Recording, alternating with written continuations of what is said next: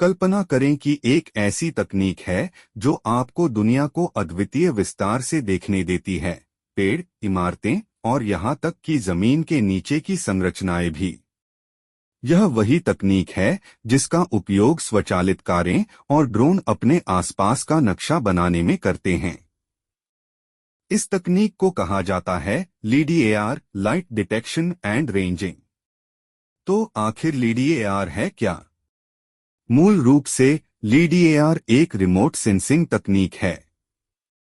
यह प्रकाश के रूप में लेजर पल्सेस भेजती है और यह मापती है कि ये पल्सेस कितने समय बाद वापस लौटते हैं। इस समय को मापकर LiDAR हमारे वातावरण का एक विस्तृत 3D नक्शा बना सकती है। यह कैसे काम करता है वैज्ञानिक दृष्टिकोण से? LiDAR सिस्टम्स लेजर बीम्स भेजते हैं, अक्सर प्रति सेकंड लाखों पल्सेस, जो प्रकाश की गति से यात्रा करते हैं। जब ये पल्सेस किसी वस्तु से टकराते हैं तो वे सेंसर में वापस लौटते हैं और सिस्टम यह रिकॉर्ड करता है कि प्रकाश को वापस लौटने में कितना समय लगा। इस दूरी की माप और जिस कोण पर प्रकाश भेजा गया था उसे मिलाकर LiDAR हमारे आसपास के वातावरण का सटीक 3D नक्शा बना सकता है। LiDAR सिस्टम्स के दो मुख्य प्रकार हैं, हवाई और स्थलीय। हवाई LiDAR को विमानों या ड्रोन पर लगाया जाता है और इसका उपयोग बड़े पैमाने पर नक्शा बनाने के लिए किया जाता है, जैसे कि टोपोग्राफिकल नक्शे बनाना या जंगल की घनत्व का मूल्यांकन करना। स्थलीय LiDAR का उपयोग जमीन पर किया जाता है और इसे वाहनों या ट्राइपॉड्स पर लगाया जाता है और इसका उपयोग निर्माण, पुरातत्व या शहरी योजनाओं में किया जाता है। LiDAR ने दुनिया भर में उद्योगों को बदल दिया है। यह स्वचालित वाहनों के विकास में महत्वपूर्ण भूमिका निभाता है, जिससे उन्हें अपने आसपास की वस्तुओं को देखने और बाधाओं से बचने में मदद मिलती है। वन प्रबंधन में LiDAR का उपयोग पेड़ों की ऊंचाई मापने और जैव भार की गणना करने के लिए किया जाता है। पुरातत्व में LiDAR ने घने जंगलों के नीचे छिपे प्राचीन शहरों का खुलासा किया है और निर्माण में इसे निर्माण स्थलों के अत्यधिक सटीक मॉडल बनाने के लिए उपयोग किया जाता है।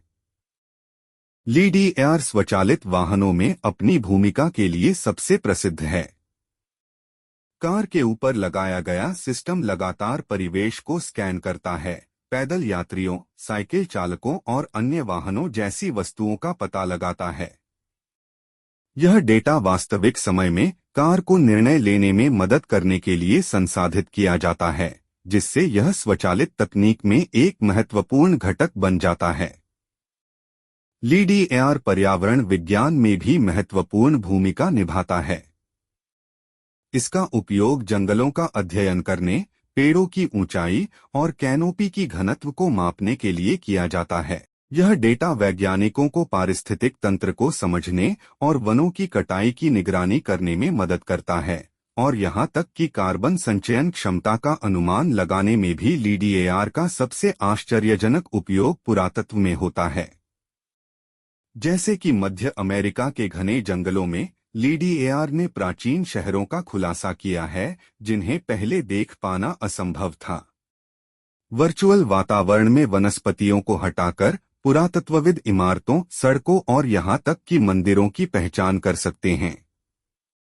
जैसे जैसे LiDAR तकनीक विकसित हो रही है, हम इसकी संभावनाओं की केवल सतह को खरोंच रहे हैं। भविष्य के अनुप्रयोगों में उन्नत वर्चुअल रियलिटी वातावरण, बेहतर मौसम मानचित्रण और अधिक परिष्कृत स्वचालित नेविगेशन सिस्टम शामिल हो सकते हैं। स्मार्ट शहरों से लेकर अंतरिक्ष अन्वेषण तक LiDAR सेंसर तकनीक के भविष्य की कुंजी है। बेशक LiDAR की भी अपनी सीमाएं हैं। बारिश, कोहरा या बर्फ जैसी मौसम की स्थिति से यह प्रभावित हो सकता है, जो लेजर पल्सेस को बिखेर सकता है। यह तकनीक महंगी भी है, हालांकि इसकी कीमतें धीरे धीरे गिर रही हैं क्योंकि इसका अधिक व्यापक उपयोग हो रहा है। तो LiDAR अन्य तकनीकों जैसे राडार और कैमरों की तुलना में कैसा है? जबकि कैमरे विस्तृत छवियां प्रदान करते हैं, वे खराब रोशनी की स्थिति में संघर्ष करते हैं। राडार वस्तुओं का पता लगा सकता है, लेकिन इसकी रिजॉल्यूशन लीडीएआर की तुलना में कम होती है। लीडीएआर अपनी उच्च रिजॉल्यूशन और दिन और रात दोनों में काम करने की क्षमता के साथ सटीकता में अद्वितीय लाभ प्रदान करता है। जैसे जैसे सॉलिड स्टेट लीडीएआर जैसी नवाचारों के कारण यह तकनीक छोटी और अधिक किफायती हो रही है, लीडीएआर का उपयोग अधिक व्यापक हो सकता है। ड्रोन से लेकर स्मार्टफोन्स तक लीडीएआर हमारी दुनिया को बदलने के रास्ते पर है।